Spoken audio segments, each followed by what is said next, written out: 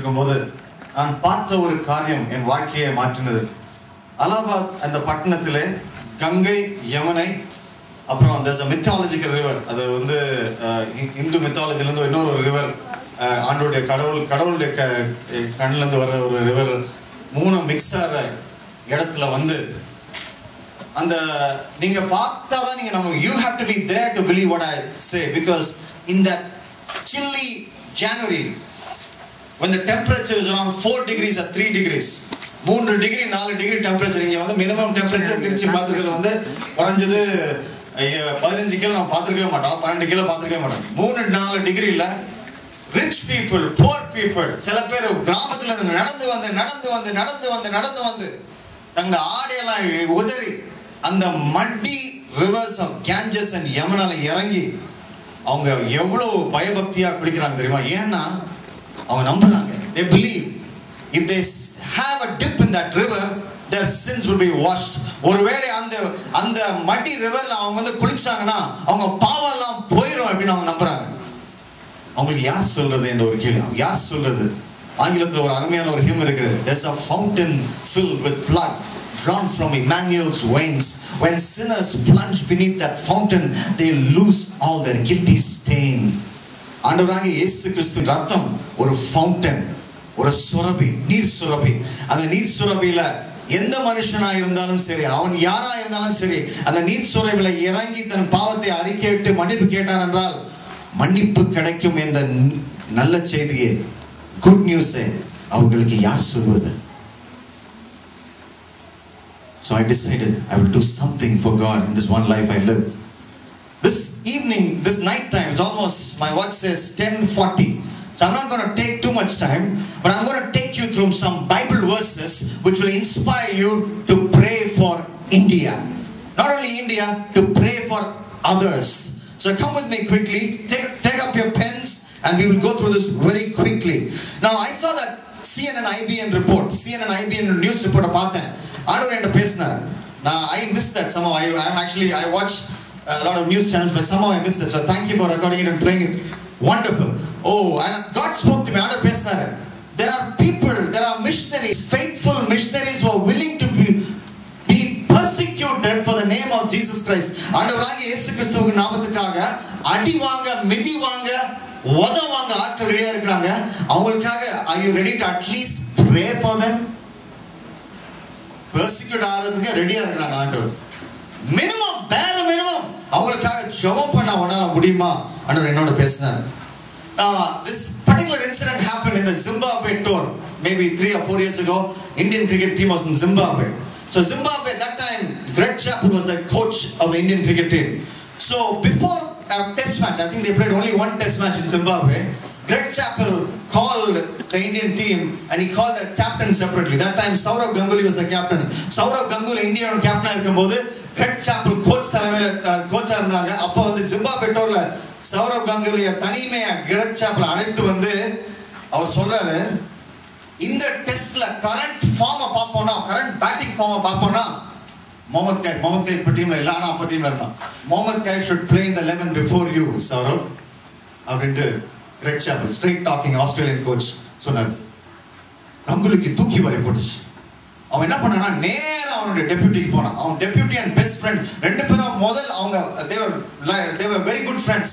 முதல் முறையாக இந்தியாவுக்கு 1995 1996ல லார்ட்ஸ் கிரிக்கெட் கிரவுண்ட்ல முதல் முறையாக இந்தியாவுக்காக டெஸ்ட் விளையாடினாங்க. ரெண்டு பேரும் சேர்ந்து பேட்டிங் பண்ணாங்க. கங்குலி செஞ்சுரி அடிச்சான், திராவிட் 95 அடிச்சான். ரெண்டு ஃப்ரெண்ட், அந்த நாள்ல இருந்து ஃப்ரெண்ட்ஸ். அவன் போய் சொன்னா, இந்த மாதிரி சொல்றாருப்பா கோச் அப்படின்னு. அவன் என்ன பண்ணா தெரியுமா, திராவிட் அவன் துணை கேப்டன். அந்த டைம் அவன் வந்து அவன் லாபத்துக்காக பயன்படுத்திக்கலாம். நேரா கோச் கிட்ட வந்து சொன்னா, it is not right to change the captain of the Indian cricket team in the middle of the tour. ஒரு டூர், ஃபாரின் டூர் நம்ம நடுவில் போயிட்டு இருக்கு. அந்த டைம்ல ஒரு கோச் கேப்டனை மாத்துறதுக்கு உங்களுக்கு என்ன அதிகாரமும் கிடையாது. கிரெக் சாப்பல் அப்படி சொன்னா. What was Dravid doing? He was pleading for what? He was pleading for Ganguly. Gangulyக்காக அவன் என்ன பண்றான்? வாதாடுறான். That is a small illustration of what you do when you kneel down in God's presence and pray for perishing souls. அவங்க நரகத்துக்கு போகணும், அவங்க அழிவுக்கு நேராக போகணும். ஏன்னா பாவத்தில் இருக்கிறாங்க. அவங்களுக்கு போய் அவங்ககிட்ட போயிட்டு அவங்க ஆண்டவர்கிட்ட போய், ஆண்டவர் our coach, heavenly coach. அவர்ட்ட போய் ஆண்டவரே இன்னும் ஒரு சான்ஸ் என்னுடைய நண்பருக்கு தாங்க, இன்னும் ஒரு சான்ஸ் என்னுடைய தேசத்துக்கு தாங்க என்று கேட்கிறோம். So that is what intercession is. Now I want to talk about 7 brief scriptures. Take 7 brief scriptures and teach you some basic lessons about intercession. மன்றாட்டு ஜெபத்தை குறித்து ஆண்டவராக வேதம் நமக்கு என்ன சொல்லிக் கொடுக்கிறது என்றதை எளிய முறையில் நான் 7 காரியங்கள் ஆண்டவர் எனக்கு ரொம்ப சமீபத்தில் பேசினார். ஸோ அதை நான் குயிக்காக நான் ஷேர் பண்ணிட்டு நான் கடந்து செல்ல விரும்புகிறேன். முதலாவது intercessory prayer is a priority. அது நம்பர் 1 இருக்கணும். என்ன சொல்றாங்க, ரஜினிகாந்த் வந்து இந்தியாவில் அதிகமாய் பணம் வாங்கி ஒரு மூவில நடிக்க ரஜினிகாந்த், அமிதாப் பச்சன் கூட கிடையாது, ரஜினிகாந்த் ஏசியாவில் நம்பர் 2 அப்படின்னு சொல்றாங்க. And we know Kevin Peterson, Australia cricket batsman, அவனை சில ஸ்டாட்டிஸ்டிக்ஸ்லாம் பார்த்து டொனால்ட் பிராட்மேன் அளவுக்கு நம்பர் 1 பேட்ஸ்மேனாக அவன் வந்து மாறுவான் அப்படின்னு அவனை பத்தி சொல்றாங்க. And Roger Federer வந்து he will become the number 1 tennis player of all time என்ன சில ஸ்டாட்டிஸ்டிக்ஸ் சொல்றாங்க. ஆனா நான் சொல்றேன், அருமையான வாலிப தம்பியே, உங்க வாழ்க்கையில நம்பர் 1 என்னது? வேதம் சொல்லுகிறது 1 தீமோத்தேயு 2ஆம் அதிகாரம் 1ஆம் வசனத்துல வேதம் சொல்லுகிறது, first of all then I urge you that supplications, prayers, intercessions and thanksgiving be made for all people. முதலாவதாக அப்படி வேதம் சொல்லுது. என்னது? முதலாவது என்ன பண்ணணும்? First of all pray for all. ஜெபிங்க, எல்லா ஜனங்களுக்காக ஜெபிங்க. should be priority. It is first of all. ஆண்டவர் வந்து சங்கீதம் 2ஆம் அதிகாரம் 8ஆவது சொன்னார். Psalm chapter 2 verse 2:8 நாங்க வாசிக்கிறோம், ask of me and I will give nations as your inheritance and the ends of the earth as your possessions அப்படி சொன்னார். என்ன கேளுப்பா, நான் உனக்கு என்ன தர போறேன்? ராஜ்யங்களை தர போகிறேன், தேசங்களை தர போகிறேன். ஆனா நம்ம ஜெபம் எப்படி தான் இருக்கு, ஆண்டவரே ராஜ்யங்களை தர போறேன், ஆண்டவரே எனக்கு ஒரு இண்டிகாவை தாரும். இந்தியாவுக்காக ஜெபம் பண்ண, இந்தியாவே தரேன்னு சொல்றாரு. ஆனா அவர்கிட்ட போய் ஒரு இண்டிகா காருக்காக நீ தினமும் அழுது, ராத்திரியும் பகலும் அழுது ஜெபம் பண்றாரு. சரி, ஒரு தடவை ஜெபம் பண்ண, 2 தடவை ஜெபம் பண்ண, அதோட விட்ட வேண்டியதானே? இந்தியாவே தரேன்னு சொல்ற, ask of me I will give nations as your inheritance and the ends of the earth as your possessions என்று சொல்றார். அது வந்து ஒரு கட்டளை, it's not a suggestion. Ask of me.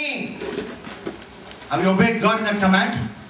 Second thing about intercessory prayer, I'm just going to அந்த வசனத்தை சொல்லிட்டு நான் கடந்து செல்ல விரும்புறேன். ரெண்டாவது, intercessory prayer can bring great personal blessings. Abraham, whom did you pray for? Abraham நம்ம ஒரு பேட்டி காண்போம். நீங்க அருமையா அண்ணன் வந்து அழகு, he's got a great ability to interview people. அது ஒரு ஆண்டவர் கொடுத்த கிருபை தான். அருமையான அண்ணன் இயேசுவடியான், he's got a good gift of interviewing people.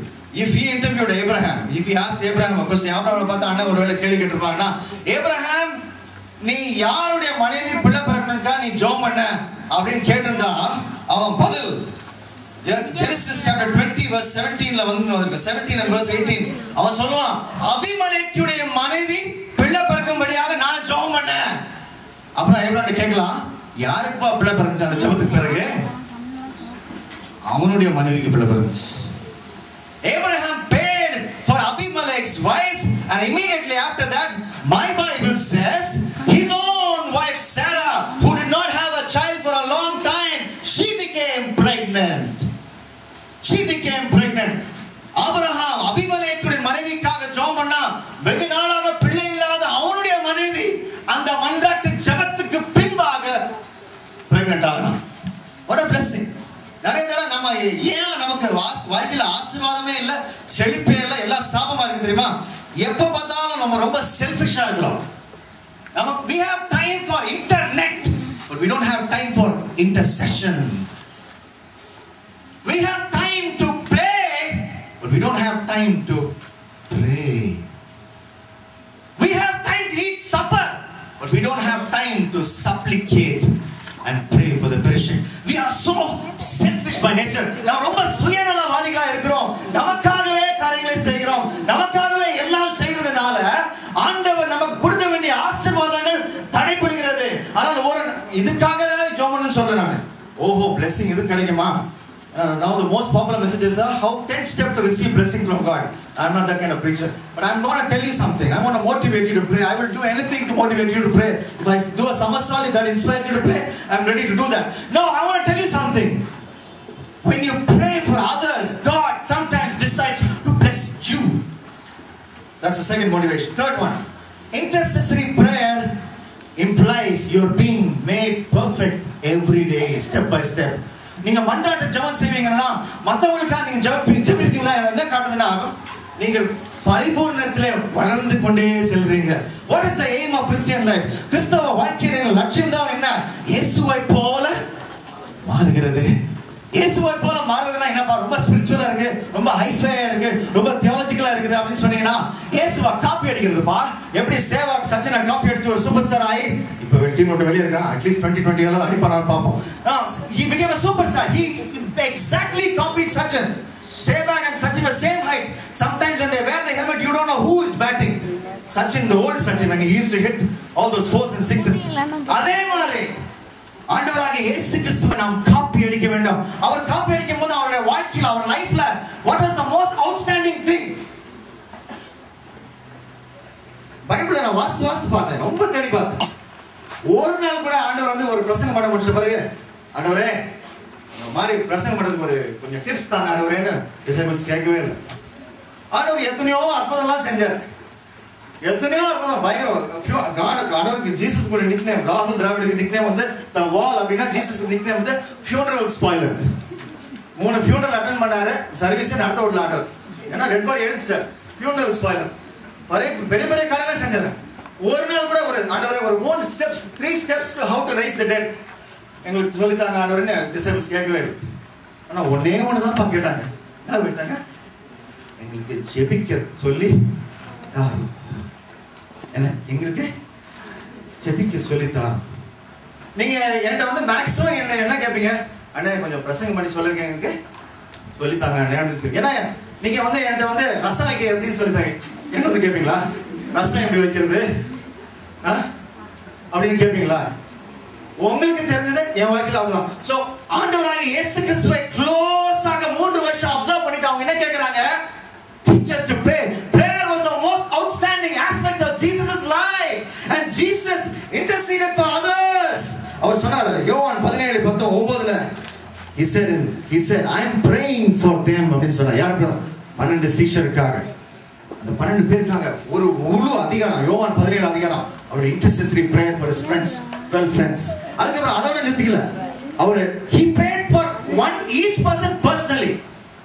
அவர் சொன்னாரு சீமோன் பேதுருட்ட போய் சொன்னாரு, Simon, Simon, behold, Satan demanded to have you that he may sift you like wheat, but I have prayed for you. அப்படின்னு லூக்கா 22 அதிகாரம் 31 வசனம் 32 வசனம் 33 வசனம். சைமன், உனக்கு வாழ்க்கையில பிரச்சனை எல்லாம் வரப்போகுதுப்பா, பெரிய பெரிய விபரீதத்துலாம் நீ மாட்ட போற, ஆனா கவலைப்படாத, நான் உனக்காக ஜெபம் பண்ணியிருக்கிறேன் அப்படின்னு ஆண்டவர் சொன்னார். He prayed for Peter. And then Kalvari சிலுவையில வானத்துக்கும் பூமிக்கு நடுவுல தொங்கி இருக்கிற ஆண்டவராக இயேசு கிறிஸ்து. இந்த பைபிள் சொல்லுது, நான் நினைச்சிட்டேன், நான் ரொம்ப நாளா நினைச்சிருந்தேன் ஆண்டவர் வந்து யாருக்காக ஜெபம் பண்ணாருன்னா சிலுவையில அந்த பங்கு போட்டாங்களா, அவருடைய ட்ரெஸ்ஸை பங்கு போட்டாங்களா அவங்களுக்காக ஜெபம் பண்ணாருன்னு நினைச்சேன். ஆனா இன்னைக்கு நான் வேதத்தை நான் வாசிக்கும் போது, திரும்ப வாசிக்கும் போது வேதம் லூக்கா 23 அதிகாரம் 32 3 வசனம் 34 வசனம் என்னதான் சொல்லுதுன்னா, ஆண்டவர் யாருக்காக ஜெபம் பண்ணாரு, யாருக்காக அவர் சொன்னாரு, Father forgive them for they do not know what they do என்று விண்ணப்ப ஜெபத்தை யாருக்காக செஞ்சார் என்றால், அவரை சிலுவையில அறைந்து அவரை சிலுவையில ஏத்துன உடனே அவர் சொன்ன வசனம். அதுக்கப்புறம் தான் அந்த அவங்க பங்கு போட்டான்னு வருது. பங்கு போட்டவங்களுக்காக ஜெபம் பண்ணாரா இல்லையோ அது தெரியாது, ஆனா அவரை சிலுவையில அறைந்த சோல்ஜர்ஸை பார்த்து அவர் அவங்களுக்காக மன்றாடினார். Father, forgive them for they do not know what they do. வாலிபர்களே, நமக்கு ஒரு கேள்வி வருது, உங்களுக்கு பிரசங்கியாருக்கு அந்த கேள்வி வருது. ஏன்னா I imagine myself sitting in the audience even as I am preaching this message. Jesus prayed, interceded from the cross. Can you not intercede at least from your cot?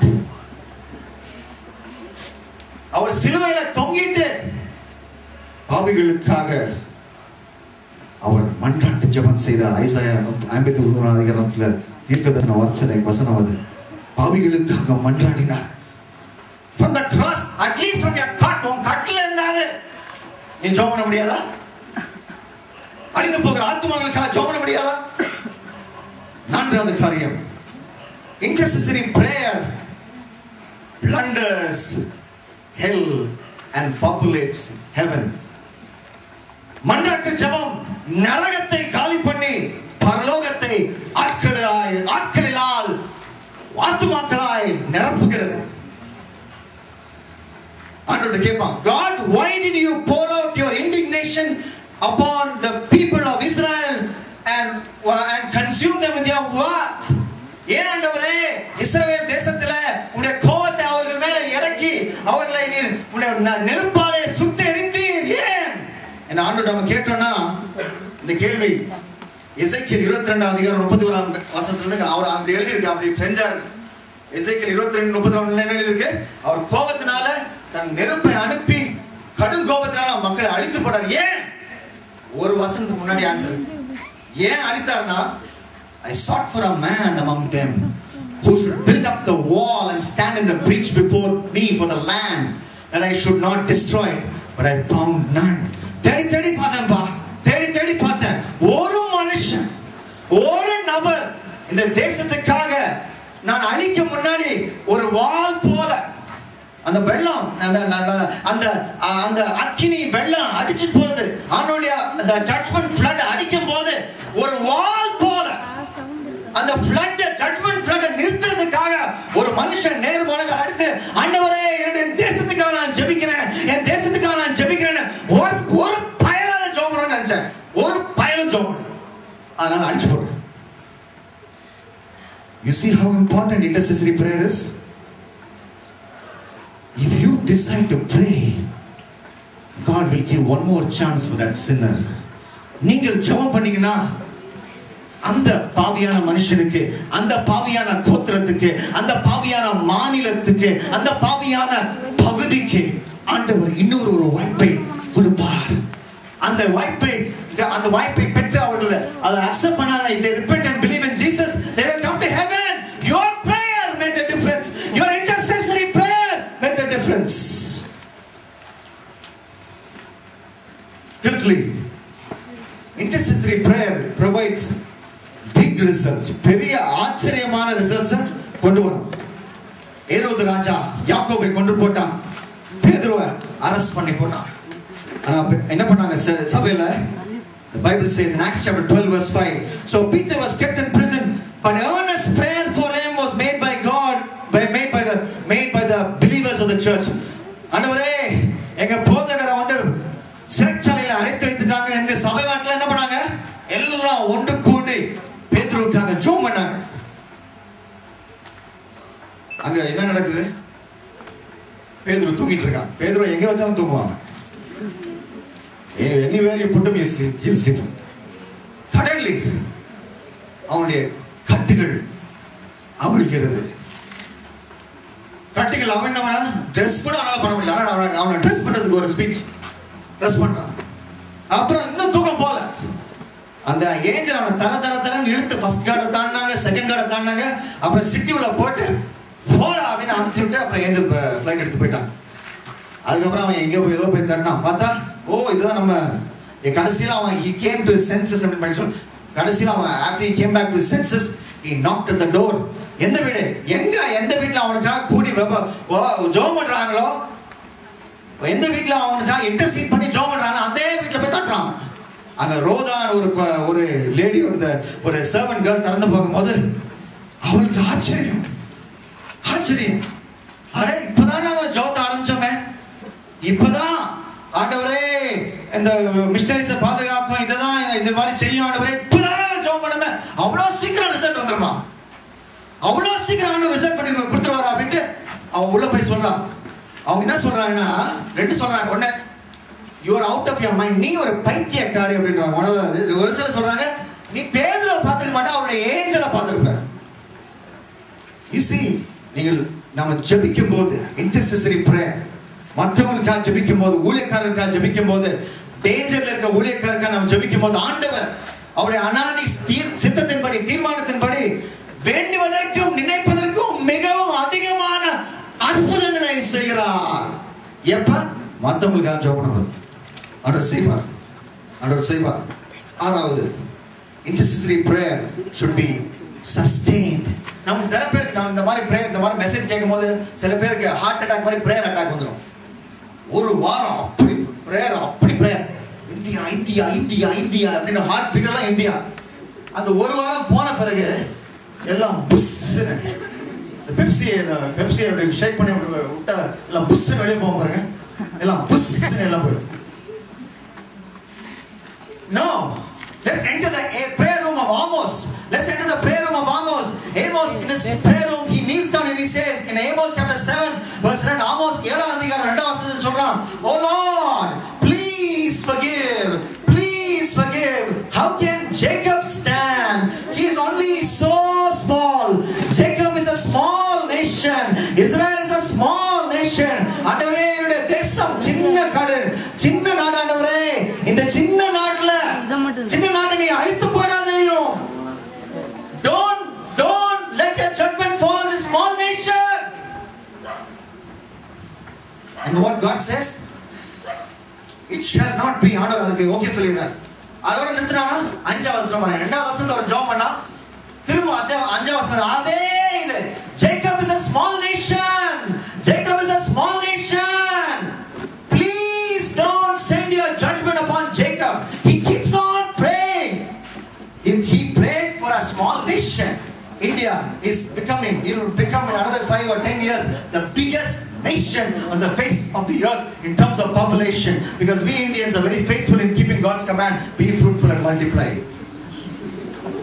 So we are challenging China now. We will be the most populous country, the biggest country. Already we have so many young people, 500 million young people. Some young people are dying to go to America and settle down because they want to reach souls in America. Arey Baba, the number of young people in India is more than the entire population of the United States. United States, the entire population 300 million. Young people in India itself is 500 million. We have souls and souls and souls in India. India is a big nation. Small nation ke Amos apdi managal padi andre samuddra vara kanakaga master kanakaga அடுத்து விடாப்படியமா ஜெபம்னானா நம்ம எவ்வளவு தூரம் நம்ம இந்தியாவுக்காக ஜெபம். It should be sustained. That's why Isaiah writes in Isaiah chapter 62 verse 6 and 7,